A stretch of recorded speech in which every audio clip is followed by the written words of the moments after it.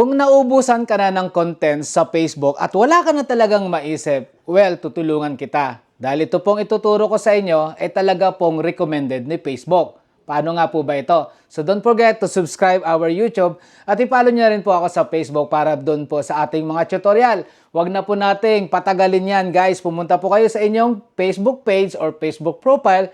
Pumunta po kayo sa inyong professional dashboard.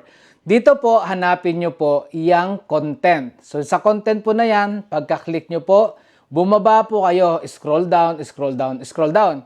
Diyan po makikita nyo, yun po inyong mga long form video na nag-viral. So, diyan po tayo kukuha ng gagawin natin pong Reels. At recommended po yan ni Facebook na siguradong mapapanood uli ng mga viewers nyo. Dahil yan po ay talagang pumatok na sa inyong long form video. Kaya nga po, sinasuggest yan ni Facebook. So, bibigyan ko po kayo ng halimbawa guys. Once na na-click nyo po yan, may makikita po kayong ganyan. Sa ilalim po, meron pong trim. So, eksaktuhin nyo lang po kung ano po yung gusto nyong gagawing content para sa inyong Reels. At kapag yan po ay ayos na, i-click nyo lang po yan para next. Ayun, lalagyan nyo rin po siyempre ng caption bago nyo i-click yan para yun na ang inyong magiging content for the day sa inyong Reels.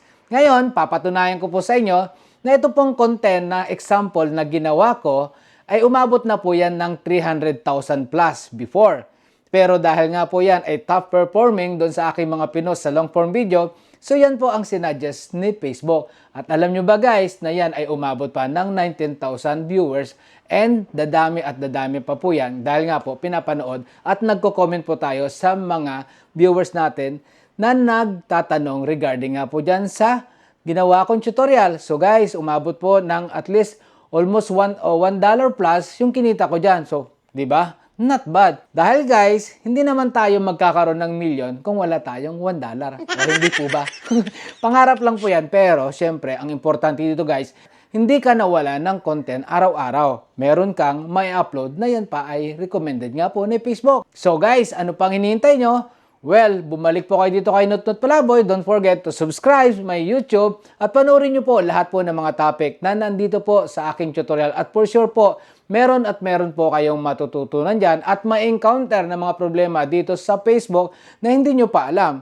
Pag nalaman nyo na, petex na lang. Kung tatanungin nyo po ako kung paano ang gagawin para mapagtaguan yung mga pinagkautangan natin, problema mo na yan. Kung tatanungin nyo ako kung paano maiwasan magkaroon ng alibi doon sa mga jowa nyo na pinagtataguan nyo, problema nyo na yan. Dahil ang akin po, Facebook tutorial lang po dito tayo. So balik po kayo dito araw-araw. Bye!